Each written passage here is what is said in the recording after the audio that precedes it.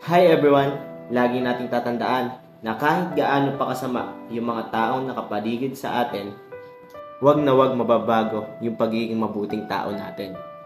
Ginawan ka man ng masama, sinisiraan ka man, tinatalikuran ka man, o kahit lokohin ka pa, sila naman yung magdadala nun eh.